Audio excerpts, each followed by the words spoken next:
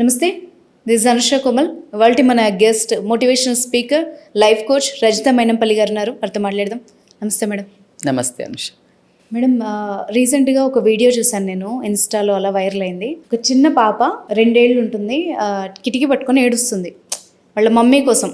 వాళ్ళ అమ్మ వర్క్ వెళ్ళింది, అమ్మ మమ్మీ లేదని ఏడుస్తుంటే మనకు అలవాటు కదా, కమెంట్ బాక్స్ ఓపెన్ చేయగానే అందులో వేల కమెంట్స్ కంప్లీట్గా ఏమున్నాయంటే వాళ్ళ అమ్మని అడ్రస్ చేస్తూ ఉన్నాయి.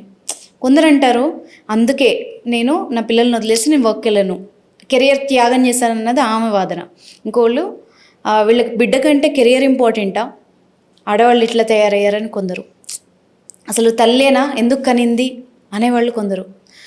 ఇన్ని సందిగ్ధాల మధ్య నాకేమనిపించిందంటే, ఆ తల్లికి ఎంత పెయిన్ ఉందో, ఆ తల్లి బయటికి వెళ్తుంది ఆ బిడ్డ కోసమేమో, ఒకవేళ సింగిల్ మదరో లేకపోతే కుటుంబాన్ని పోషించే బాధ్యత ఉందో, ఇలా ఎందుకు మనుషులు ఆలోచించలేరు? ఒక లేడీ బయటికి వెళ్ళి వర్క్ చేస్తుంది అనగానే ఫస్ట్ ఆమెను నెగిటివ్గా ఎందుకు ప్రచారం చేస్తారు? అదే పాప తండ్రి కోసం ఏడిస్తే అలా మాట్లాడరు. ఒక తల్లి విషయంలో అంటే ఎందుకు ఆడవాళ్ళు అంటేనే ఆ చులకన అనిపించింది. ఖచ్చితంగా బాగా ఇక్కడ మీరు చెప్పిన పాయింట్ వింటుంటే నరేషన్లోనే నాకు ఎంత బాధేసిందో. మన సమాజంలో ఒక నానుడి ఉంది, ఆడదానికి ఆడదే శత్రువు అని. అది నాకు చెప్పాలని అస్సలు ఇష్టం ఉండదు. ఎందుకంటే అద్భుతమైన ఆడవాళ్ళు కూడా ఉన్నారు.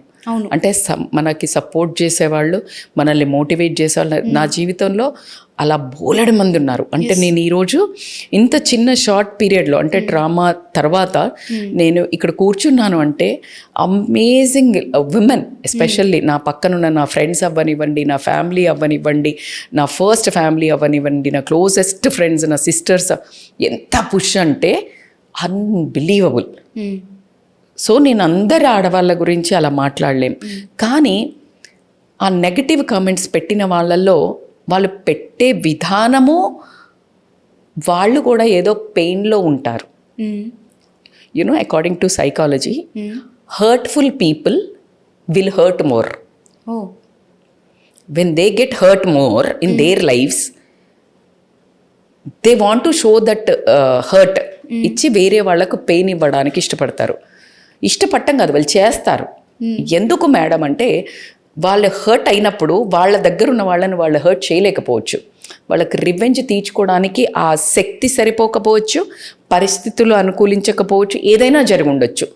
వాళ్ళకు కూడా తెలీదు, బ్రెయిన్ వైరింగ్ అట్లా అయ్యి ఒక సందర్భం వచ్చినప్పుడు అలా ఒకసారి అనేస్తే ఎవరిని అంటున్నామో అక్కడ ఆ సందర్భం మనం అవసరమా, మనకు తెలియని దాన్ని కూడా మాట్లాడేసి అసందర్భంగా ప్రేలాపించి వాళ్ళను వాళ్ళు కన్సోల్ చేసుకోవడం జరుగుతుంది.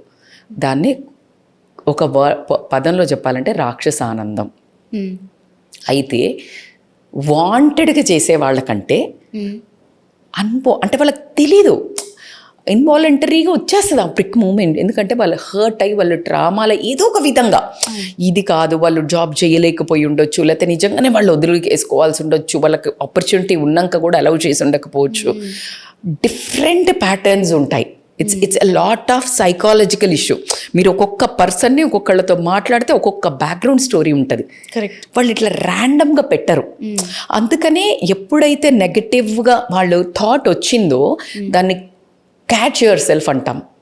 when you catch if you want to become a good person, ఈ వీడియో చూస్తున్నప్పుడు మీరు కూడా అలా ఎవరినన్నా నెగటివ్గా కమెంట్ చేస్తున్నారా, కాన్షియస్ అవ్వండి.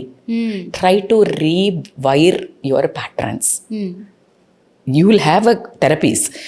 ఎందుకు మేడం మరి ఇది అంటే, ఫర్ యువర్ బెటర్మెంట్. బికాస్ నువ్వు ఒక మనిషిని అన్నప్పుడు నువ్వు ఒక కర్మను అట్రాక్ట్ చేస్తున్నావు. ఆ నెగిటివ్ నీకు కొడుతుంది. మీరు ఒక పదం అన్నారు, ఆ అమ్మ ఆ పిల్లను వదిలేసి పోయినప్పుడు ఎంత ఆవేదన పడుతుందో ప్రపంచంలో ఏ తల్లి ఎక్స్పీరియన్స్ అవ్వదు. ఆ బయటికి వెళ్ళేటప్పుడు, ఆ త్వరగా బయలుదేరేటప్పుడు అక్కడ ఒక కమిట్మెంట్ ఉండొచ్చు, ఆఫీస్ లాస్ట్ డే ఉండొచ్చు, ఆ మనీ వాళ్ళకి ఇంపార్టెంట్ అయి ఉండొచ్చు, లేకపోతే కష్టమై ఉండొచ్చు, ఎన్నో అవకతవకలు. ఈరోజు నేను మీ ముందు ఇలా ఇంటర్వ్యూ చేస్తుంటే ఎవరైనా అనుకొని ఉండొచ్చు, అయ్యో ఇంత త్వరగా బాగానే వచ్చింది అని. కానీ నేను ఈరోజు మార్నింగ్ కాదు, ఒక 1 వీక్ నుంచి మీరు ఈ ప్లానింగ్ చేస్తున్నప్పుడు నేను ఫైట్ చేసింది, నేను ఏడ్చింది, రాత్రుళ్ళు పగళ్ళు. ఈరోజు నేను బయటకి నా కూతురుతో ఈరోజు ఫస్ట్ టైం నేను శారీ కట్టుకొని, అంటే డ్రెస్సులు ఒక ఈ మాత్రం అన్నా బయటకు వచ్చాను అని అన్నప్పుడు ఆ దుఃఖము ఒక 100,000 రెట్లు అనుభవించింది. ఏ ఒక్కరికి నా బ్యాక్గ్రౌండ్ స్టోరీ తెలియదు. All this 1 week. ఈరోజు కార్లో నన్ను మీ డ్రైవర్ పిక్ చేసుకొని వచ్చేటప్పుడు కూడా అతనికి తెలుసు నేను ఎంత ఏడ్చాను కార్లో అనేది. But what they can see is only this interview. And కొన్ని మంది దే మైట్ రైట్ ఎవరు రమ్మన్నారు, అవసరమా, బోర్డ్ ఇలా పెట్టచ్చు. కానీ అందులో ఒకరో ఇద్దరు కూడా గుడ్ మ్యామ్, అమ్మ వచ్చావు రా మా కోసము అని పెట్టిన 100,000 మెసేజ్లు నా చెవుల్లో, నా మనస్సులో నా బాధ్యతను గుర్తు చేశాయి. వాళ్ళకి అది కనిపించింది, నాకు ఇది కనిపించింది. నేను ఏది ముందుకెళ్ళాలి, నేను పాజిటివ్ చేసుకొని వెళ్ళే నా 100 వీడియోలు చూడండి మీరు. ఒక్క వర్డ్ అన్నా ఎవరి గురించైనా ఏదైనా నెగటివ్గా నేను మాట్లాడలేను. ఉండదు. అదే నా స్ట్రెంగ్త్, అదే నా weakness. I can't even deny love. అంటే మీరు ప్రేమగా నన్ను 10 సార్లు పిలిచారు, 11వ మిమ్మల్ని హర్ట్ చేయడానికి నాకు ధైర్యం సరిపోలా. లాస్ట్కి నాకు పాపిలా అయినప్పుడు చాలామంది ఫుడ్ నేను అన్నిసార్లు అన్నం, కానీ చాలా పెడుతుంటే కూడా తింటే వాళ్ళే అనుకున్నారంట, అయ్యో పాపం ఆమె నో అని కూడా చెప్తలేదు. ఎందుకు అంటే ఆ ప్రేమను కూడా నేను నో చెప్పలేను.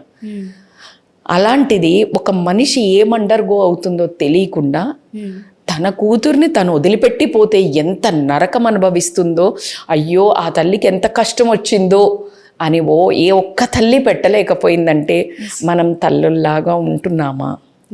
ఇంకొక బిడ్డను అర్థం చేసుకున్నావు, కానీ తల్లిని అర్థం చేసుకోవడానికి ట్రై చేయండి. బిడ్డను అర్థం చేసుకున్నారు ఖచ్చితంగా, కానీ తల్లిని కూడా అర్థం చేసుకోవడానికి ట్రై చేయండి. ఆ తల్లికి మీ ఎనర్జీ మొత్తం వెళ్తుంది. అప్పుడు ఆ పాపని హీల్ చేస్తుంది ఆ తల్లి. ఆ తల్లికి ఎనర్జీ. ఈరోజు నా వ్యూవర్స్ పెట్టిన మెసేజెస్, వాళ్ళు నేను బయట ఎక్కడ కనిస్తే వచ్చి అలుముకొని నన్ను హగ్ చేసుకుని వాళ్ళు చెప్పిన సపోర్ట్ నన్ను హీల్ చేసి ఈరోజు మీ ముందు నిలబెట్టింది ఆ energy. So that energy matters. So try to be very very very simple and beautiful souls. Me beautiful message, me beautiful thought, ఆలోచనే అరే ఆ అమ్మకి ఎంత కష్టం, ఒక్క మాట అనండి, యూనివర్స్ అట్లా తీసుకెళ్ళి చేరుస్తుంది ఆ అమ్మకి. సో కాబట్టికే మీరు చెప్పారు, అదే జెంట్స్ పోతే ఏమనరు, వదిలేసి పోతే రోజులకు రోజులు వెళ్తారు వాళ్ళు టూర్స్, ఏమనరు. అంతకంటే ఓ రవ్వ ఎక్కువ సంపాదించిన లేడీ పోతే కూడా అంటారు, తల్లి అన్నన్ని రోజులు వదిలేసిపోతుందా అని. మళ్ళీ కొట్లాట వస్తుంది, మదర్స్ డేకి ఎందుకంత గొప్పతనో, ఫాదర్స్ డేకి ఎందుకు లేదు అని. ఒక్కసారి మీ వేసే క్వశ్చన్స్కి మీరే ఆన్సర్లు ఎతకండి, అప్పుడే మీ దగ్గరకి ఆన్సర్లు వస్తాయి. ఒక ఒక చిన్న ఎక్స్పీరియన్స్ అయింది నాకు లైఫ్లో. పడుకుంటే అక్కడ ఎక్కువ మంది మాట్లాడుతున్నా, లేకపోతే లేడీస్ టీవీ పెట్టుకున్నా ఏమంటారు, పడుకున్నాడు పెట్టకు, డిస్టర్బ్ చేయకు అంటారు. ఆ తల్లి సంపాదిస్తుండొచ్చు, సంపాదించకపోతుండొచ్చు. అదే ఒక లేడీ అక్కడే పడుకున్నా, అక్కడే ఆ ఒక మగవాళ్ళ ఇంట్లో ఉన్నవాళ్ళు గట్టి గట్టిగా మాట్లాడుతుంటారు. ఆడవాళ్ళు కూడా టీవీలు పెడతారు. అవును, అంత ఇన్సెన్సిటివ్ టువర్డ్స్ జెండర్ ఎందుకు? అంత టేక్ ఇట్ ఫర్ గ్రాంటెడ్ ఎందుకు? ఆ చేసేవాళ్ళు ఎవరు తెలుస్తా? స్త్రీలే. ఒక్కసారి నిజంగా స్త్రీ అనిపించుకోవాలి, నిజంగా ఆడవాళ్ళకి పెద్ద ఫేవర్ ఏం చేయొద్దు.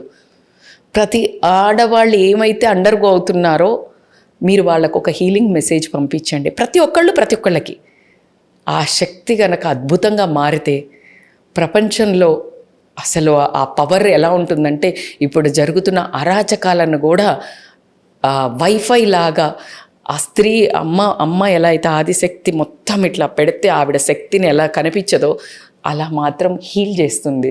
అంటే నేచర్లో జరిగే అరాచకాలకు కూడా అడ్డు తెరబట్టడం అయితే జరుగుతుంది.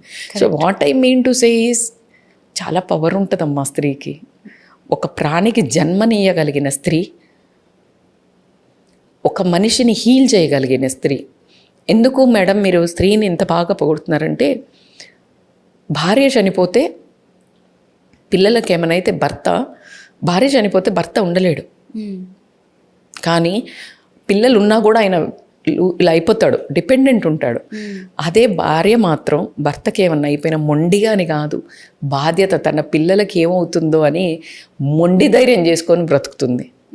సో మనము ఆ ఒక్క చిన్న స్త్రీని అని గౌరవించడం ఒక్కటి నేర్చుకొని, తల్లి కానీ ఆడది కానీ అమ్మ కానీ చెల్ల కానీ ఎవరికైనా స్త్రీని గౌరవించడం ఫస్ట్ నేర్చుకున్నట్టయితే మనం ఖచ్చితంగా ఈ దేశం అనుకోనియండి ప్రతి ఒక్కళ్ళకి అభివృద్ధి అయితే చెందుతుంది. ఆలోచన విధానం, వాళ్ళ ఇల్లు వాళ్ళ పిల్లలు సమృద్ధిగా ఉంటారు అనేది నేను అనుకుంటున్నాను.